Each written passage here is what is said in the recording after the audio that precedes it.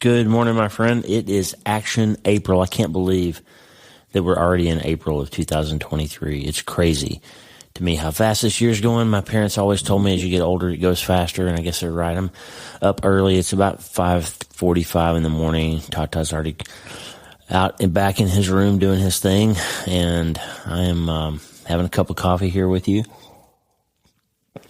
I'm recording video with this. There's a software called Descript that the paid subscribers have helped us to expand what we're doing for the podcast. And Descript allows me to record video and audio, and it transcribes it so I can use a transcription and make that available for you in case you want to read it. I've got several listeners who write in and say, boy, I'd love to have a transcript of this particular episode.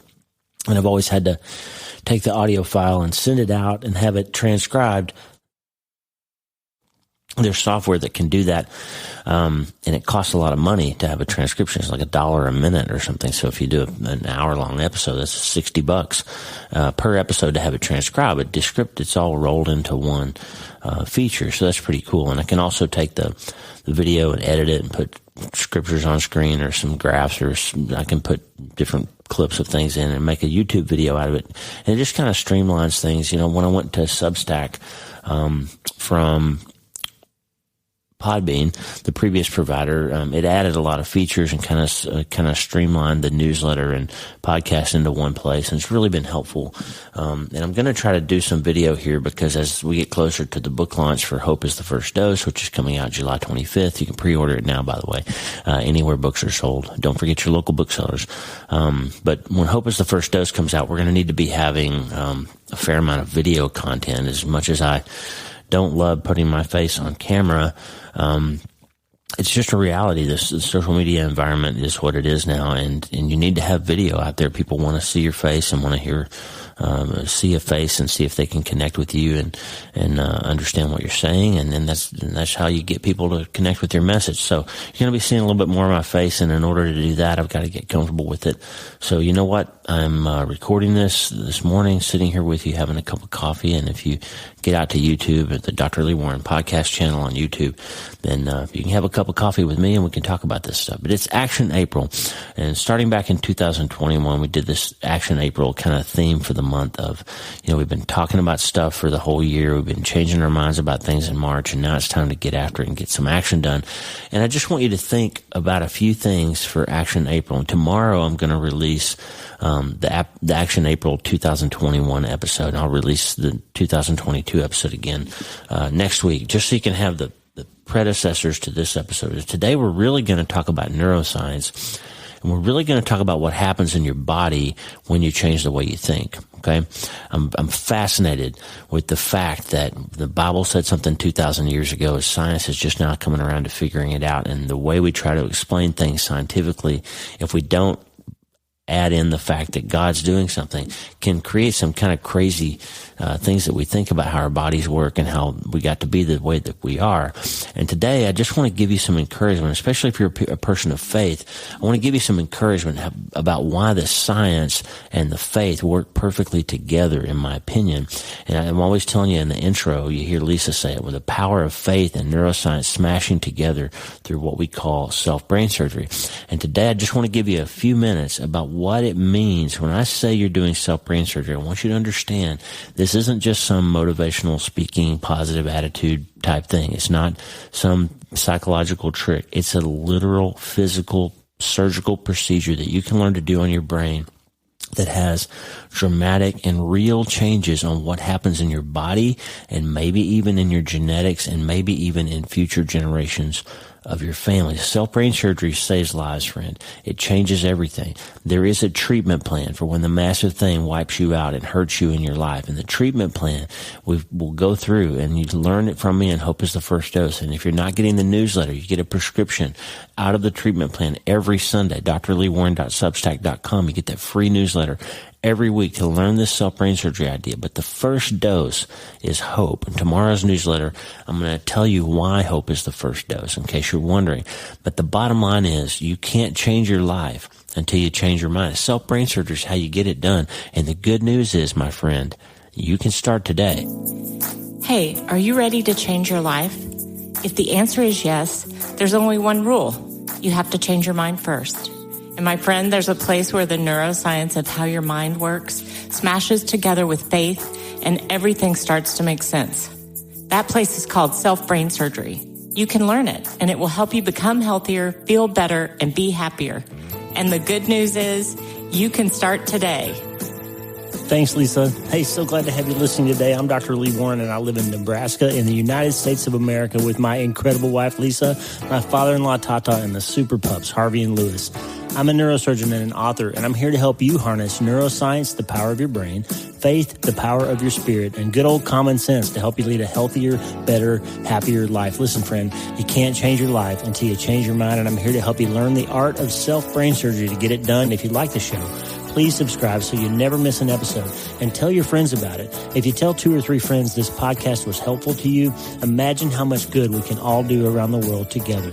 I'm Dr. Lee Warren, and I'm here to help you change your mind so you can change your life. Let's get after it. All right, so we're going to get after self-brain surgery today. It's Action April, okay? And when I tell you it's Action April, what I mean by that is I want you to have something that you've decided that you're going to do in your life, something that your heart's been tugging at you, the Lord has been pulling at you, your mind has been telling you, you've been wanting to do, thinking about doing for a long time. We had a meeting yesterday, a really incredible 3-hour-long meeting with a young couple from here in North Platte. I'll be telling you about them soon. And Josh and Caitlin Spurl, shout out to you guys if you're listening. And they've started a company. They're making hats with sports logos, team logos, and different things on the logo that are made out of football leather. So he's a football fan, and he loves to make things, and he started this company where he takes the Auburn logo or the Nebraskan logo or whatever and makes it out of a football and can sew it onto the hat. And it's a really cool picture, really cool hat. And Lisa found out about him around Christmas time, and she ordered a whole bunch for Vince Genatone and his teammates at Montana, and we're connecting them with some people in Auburn and different places, and it's just a cool story. But the bottom line is he had a dream, okay? He had a dream, and he thought about it and knew he kind of figured out what the technical pieces would be of making that dream come true, and he decided to get after it, and he took action. And that created a company that now he's able to leave his full-time job and work that full-time. And it's becoming a reality. So now it started as this dream, and it now is a real thing. But what changed? What changed was he decided to change his mind about that being just a dream. And he decided to turn it into a reality, and he got after it and took action, and now it's a real thing. And that's what I want you to do in April. There's something in your life you want to do, something different than you've done. You want to get up off the couch and get in shape. You want to stop drinking alcohol. You want to do something. And you've been working through Lent. You've been working through Mind Change March with us. You've been doing all these things, but you haven't yet pulled the trigger. There's somebody listening today that hasn't started yet. And it's time to start today. Why do I always say you start today? This podcast, when I first started it back in 2014, I got my tongue tangled a little bit. When we first started the podcast, it was called You Start Today with Dr. Lee Warren. Why? Because Lisa and I and our family had this thing. After we lost Mitch, our son, back in 2013, there's so many things that parents say, and I've met with dozens of them now. There's so many things that people say after they lose somebody, and they almost always come around to, I wish I had. I wish I'd done. I wish I'd spent more time. I wish I'd said this thing. I wish I'd apologized for that. I wish I had. I wish I hadn't. Okay? And so the common theme is there was stuff they knew they needed to do and they never got started. And the bottom line is you can't start yesterday and you can't start tomorrow. You got to start today. So the podcast was called You Start Today, YST. We had a logo and everything. I might get Josh to put YST on one of the hats. I might get you a coffee cup that says You Start Today. We used to have them. My dad was the first one to buy a You Start Today podcast coffee cup, and he still has it, I think. But so the bottom line is it's Action April, and it's time to start, okay? it's time to start. And I was sick last week. I missed a day of work, which is super rare. Monday at clinic, I was so dizzy and coughing and running a fever, and I just couldn't go. And Lisa said, you know what? You're not going to go expose your patients to your virus that you caught, and obviously you're sick. You need to cancel that. And that created a whole string of consequences, including me having to be in clinic yesterday, which went long, and ended up having to cancel a podcast interview that I had on the schedule for 2 months with Jared Adams, who wrote an incredible book called Redeeming Justice. I'm really sad. I hope I get to reschedule that with him. We've had the hardest time getting together. He's rescheduled on me twice, and now I've rescheduled on him. And it's been a lot of opposition to getting together for that book, to have that conversation. But I wanted to have him as the first Action April podcast because his story is so powerful about what he's been through, and I think it would be helpful to you as well. But nevertheless, missing that podcast was a consequence of being sick. And so sometimes things happen in your life that puts you out of commission and that creates some consequences downstream, and you have to deal with them, right? And so one of the things about Action April is there's going to be some consequences to the things that you change. There's going to be some consequences, though, if you don't change them. I had a long conversation yesterday with a patient who was really scared about having surgery, like to the point of being almost neurotic about the idea of being in a hospital. Like the person said, I just can't even walk across the threshold. You know, my mom died in a hospital, and I just can't even get in the building. So how am I supposed to have surgery? And I said, let's talk about your disease. Like, the real scary thing here is that if you don't treat the disease, you are going to have a real serious problem. You're going to stop being able to do this. You're going to probably die if you don't treat it. And if you do treat it, yeah, there's some risk. There's some associated risk of having surgery. But the risk of not taking action here is so much higher than the risk associated with the action that you need to take. Anyway, so my point is this.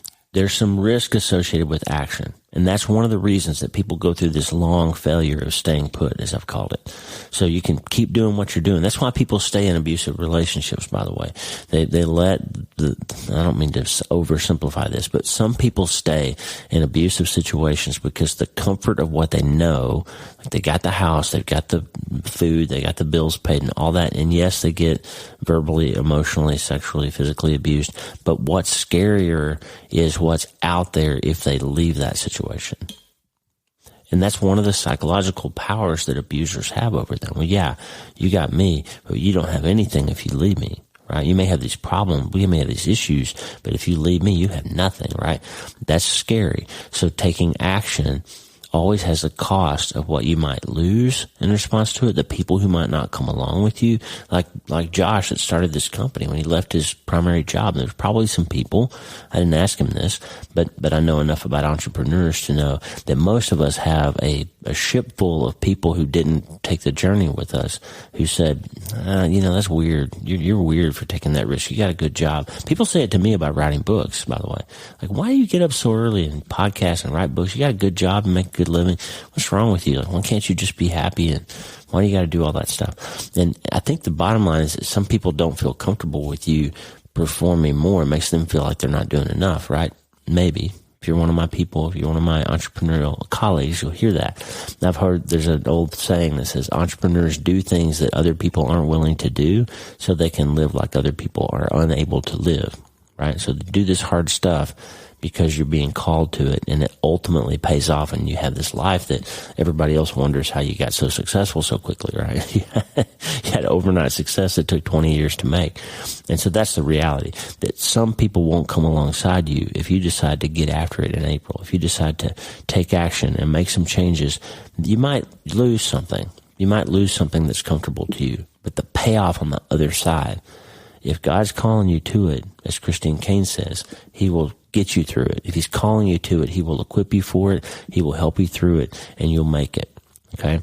Had a medical student write me an email last week that said, I'm really scared about going to medical school and becoming a neurosurgeon. I'm scared. What if this happens, or what if that happens, or wouldn't it be safer for me to do an easier specialty?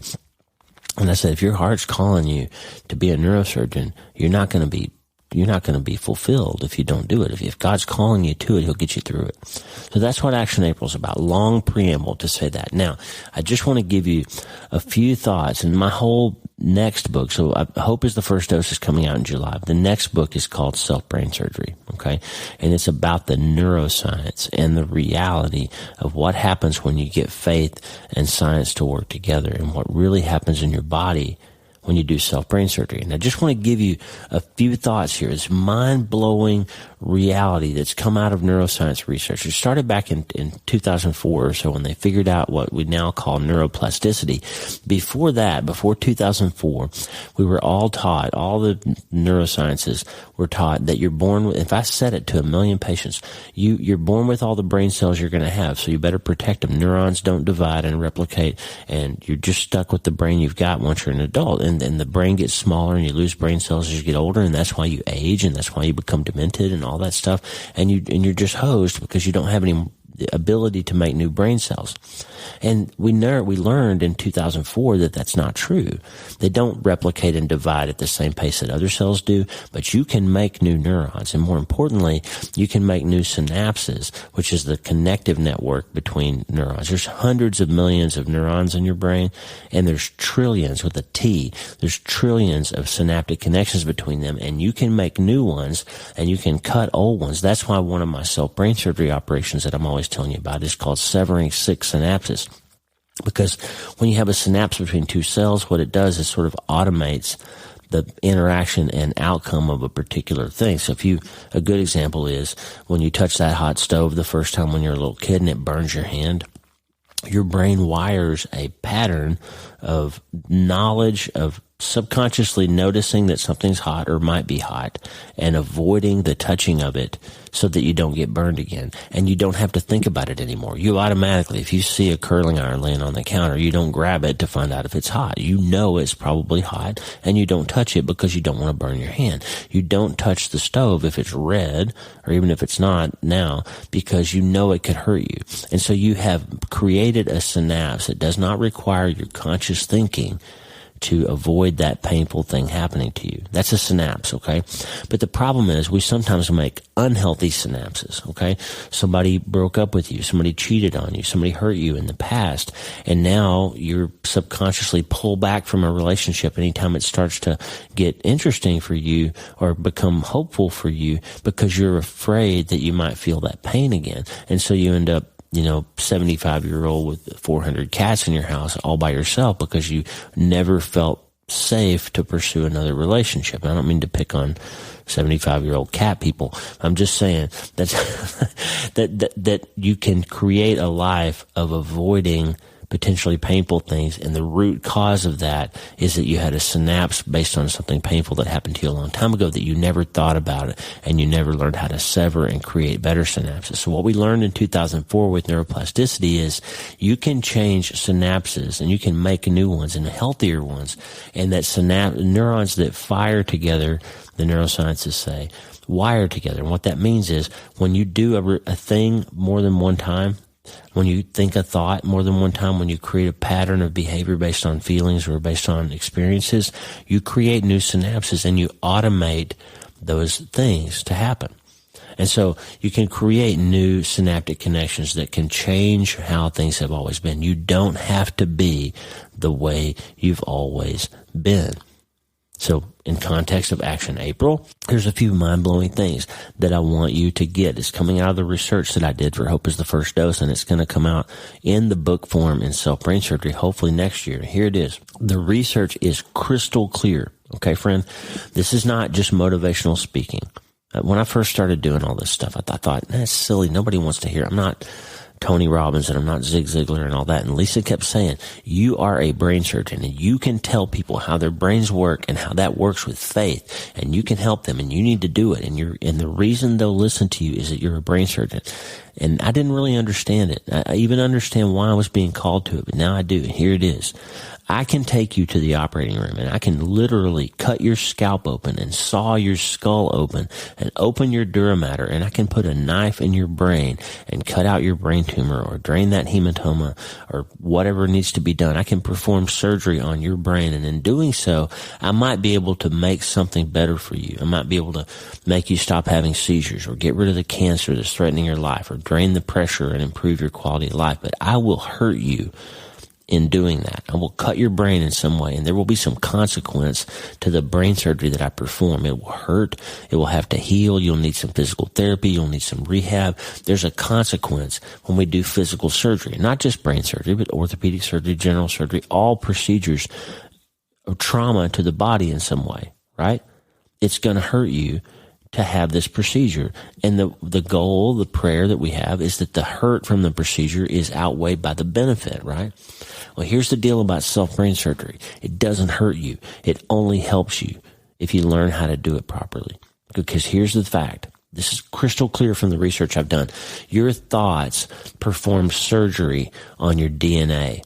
The way you think doesn't just change the way you might behave. It doesn't just elevate your mood. It doesn't just help you have a more positive attitude. The fact is your thoughts change your cells and change your DNA.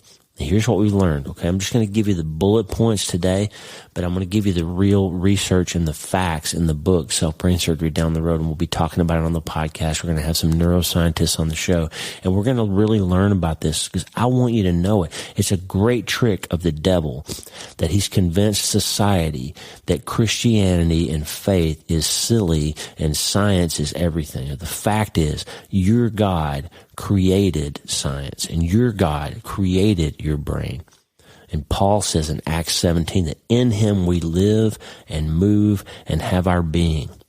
Okay?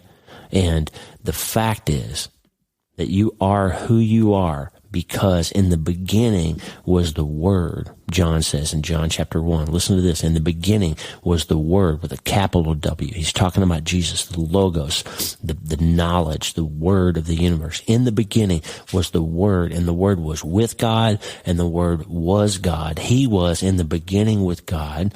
All things were made through him, and without him nothing was made that was made. In him was life, and the life was the light of men. So here's the thing. Jesus is the Word of God, and everything, John says, everything that was made through him and by him. Remember that Tuesdays with Tata episode we did about fiat lux, about let there be light? When God said, I want you to make light, Jesus made it. Okay? He's the creator of it. You can make stuff. Josh Spurley can make a baseball cap, but he can't create it, okay? He can't create the electrons that go into that hat, but Jesus can, and Jesus did. So here's the thing about self-brain surgery, okay? Let's get back to it. Your thoughts perform surgery on your DNA. Every cell in your body dies and is replaced, splits and replicates itself basically every 60 days. You make a whole new you every couple of months for the most part. And the DNA in those cells, my friend, is constantly being reprogrammed based on the experience and the environment those cells have been exposed to. So here's the thing. The body is smart, okay? If you have a high sugar, so cells have proteins on their surface that are called receptors. If you look at them under an electron microscope, it literally looks like a receptor might look like a C, and the molecule that fits that receptor might look like a block, and that block perfectly fits into the receptor. Okay? So God made receptors on your cell surfaces that have proteins that fit and other proteins that won't fit. So if there's a protein that's got the wrong shape or the wrong chemical composition, it won't fit in that receptor because receptors are specific for the signal hormone or signaling protein that makes them work. So if you got a cell that has receptors for glucose and you've got a lot of glucose in your system, then you're going to make cells, the next generation of those cells are going to upregulate the receptor for glucose because the environment is rich for them, and your next generation of cells will have more glucose receptors than the previous generation did. Why? Because the body is smart. It's well designed, and it says, hey, if you're going to give me all this, I need to be able to pull more of it into my system, so I need to be able to suck more of that glucose into my cells, so I'm going to make more receptors. And guess what else happens? Cells, surface receptors that are not used in that environment as often downregulate, and the next generation of cells don't have as many of the receptors that are not as needed. And so what happens then over time is the cells in your body change, and they are replicating themselves to more appropriately fit the environment that you're putting them in. Okay?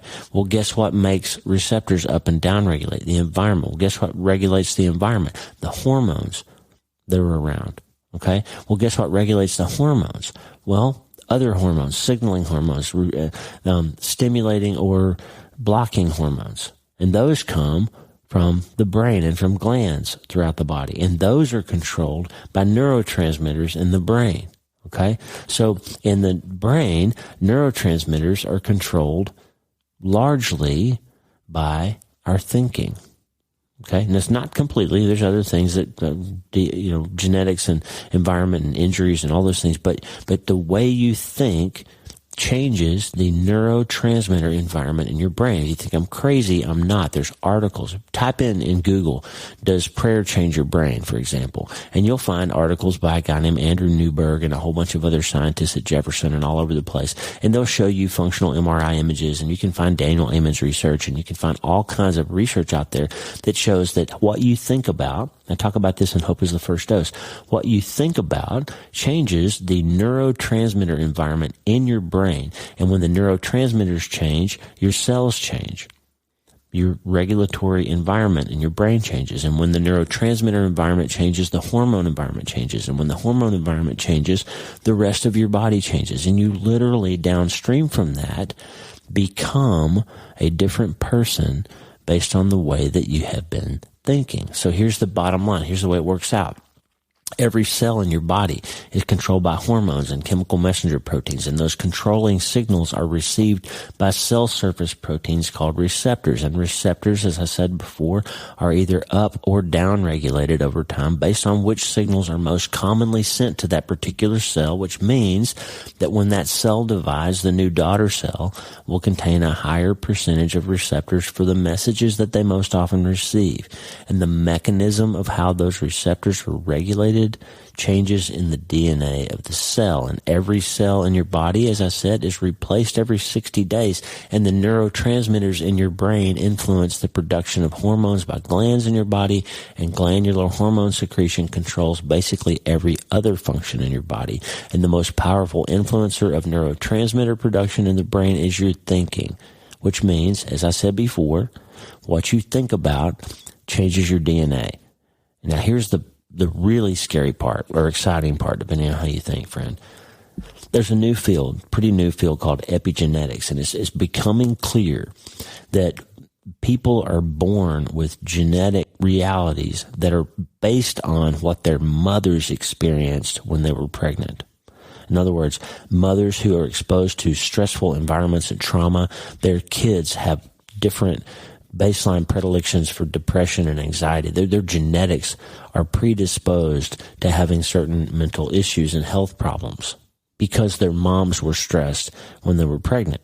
Epigenetics means you can change somebody else's DNA based on your life, based on your thoughts, based on your experiences. You can affect other people. And it's also true that when you're around other people and they influence you in different ways and it changes the way that you think, you can end up changing your cells and your body based on exposure to other people. Now, this might be the beginnings of us understanding some of these ideas in the Bible around what we call generational curses, okay? If your dad's an alcoholic, you're more likely to be an alcoholic, right? If your mom's depressed, you're more likely to be depressed. If your uncle was abusive, you're more likely to be abusive, okay? Because you change how you think and you react and you feel, which changes your neurotransmitters, which changes your hormones, which changes your cell surface receptors, which changes your body and changes your mind and changes your life. And if you don't think that means you need to be careful how you speak around your kids, if you don't think that means you need to be very thoughtful and careful about how you behave around your spouse, you better think again, friend, because you are a brain surgeon, not just for yourself, but for the people around you and the people in your generations. You're changing their DNA by how you act, and they will then produce other people with DNA that's influenced by how you lived your life.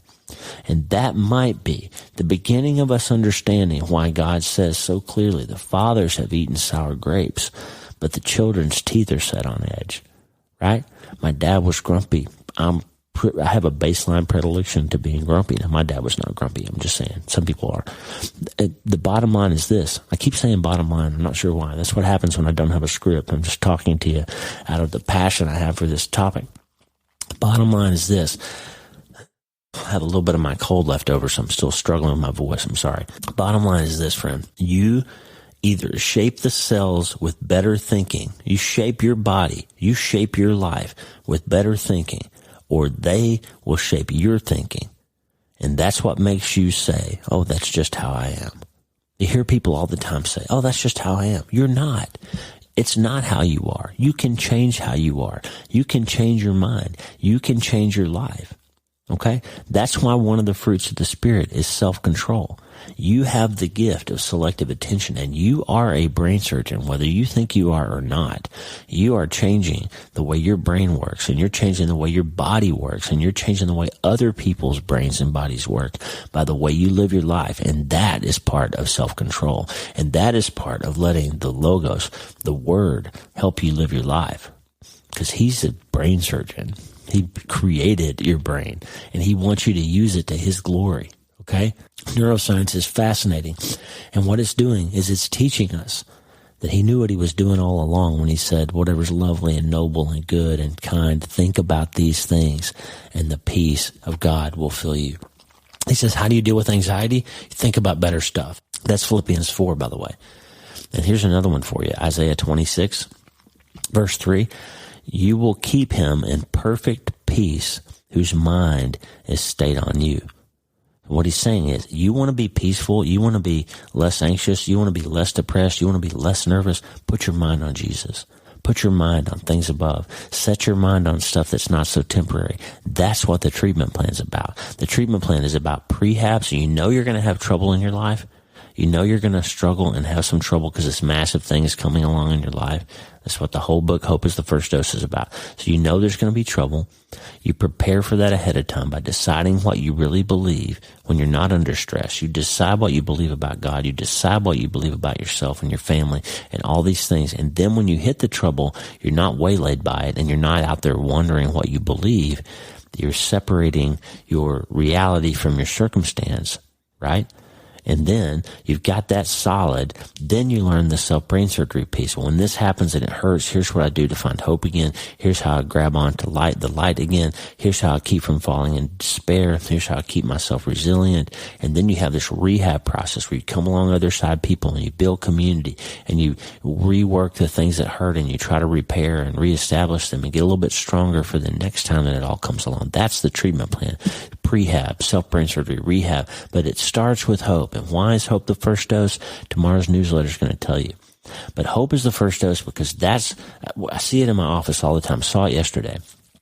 People come in and they've decided that their life is just going to be painful or this tumor is going to take them out and they've lost hope and they just don't know what to do and they're desperate and they don't really believe that they can get better anymore. They've tried it all before. They've had the shots. They've had the injections. They've tried surgery.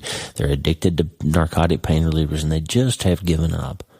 And I pull up the MRI and just, it's a new opinion and I'm seeing them for the first time and I say, wait a minute, you know, that bone spur right there might be why your leg hurts. Maybe we could maybe I could shave that off of there for you. Maybe your leg will feel better. Maybe you can get better. Maybe there's something that somebody else didn't see before. Maybe, or this MRI makes it a little bit more clear. It's a better scan than the one you had before. I can see it better. And sometimes when I say that, I see this little light come on, and they sit up a little straighter, and they look me in the eye, and they say, really? Really, Doc? You think you could help me? And there's a little tear that forms sometimes. And the wife grabs the tissue, and she's dabbing her eyes because she's starting to believe that her husband might actually be able to get better. And maybe they can get back to work, and maybe they won't lose their house. And all of a sudden, they're investing in the possibility of getting better. Because the treatment plan is there, they've got to go to the hospital, and they've got to submit to the IV getting started and sign the consent forms, and they've got to let us roll them into the operating room and put them in position and cut their body open and do all these things. And they can't do that themselves. They've got to submit to the procedure. But before they can do that, they've got to give us consent, and they've got to drive to the hospital. They've got to take hope, and hope is a verb. It remembers that things can work out because some things have worked out before, and it acts. It's memory and movement. It moves. They get in the car. They drive to the hospital. They sign the consent form. They lay down on the gurney. They let the IV get started. Hope was the first dose, though. Hope was the reason they said yes to that, and not like the person I described before. They're so scared that they can't even go to the hospital to have surgery. They just wither away and die instead. So when I say hope is the first dose, that's what it is that decision that I am going to remember, I'm going to move, I'm going to take action, and it's Action April, friend. And your brain changes your body, and your brain changes your DNA, and you are in charge of your thoughts. You are not the way you've always been. You don't have to be. Not one more day. You can be like God said to Job, the ocean, I tell it what its boundaries are, and I say this far and no farther. And friend, you can do that too. It's Action April. You can change your mind, and you can change your life. You can change your DNA. You're not stuck with how things have always been. And at a cellular, actual, real body level, you can make these changes. It's not just positive thinking. It's not just trying to put a Band-Aid on it and make it feel better and put a smile on it. You literally, friend, can change your mind and change your brain and change your life. But you know what?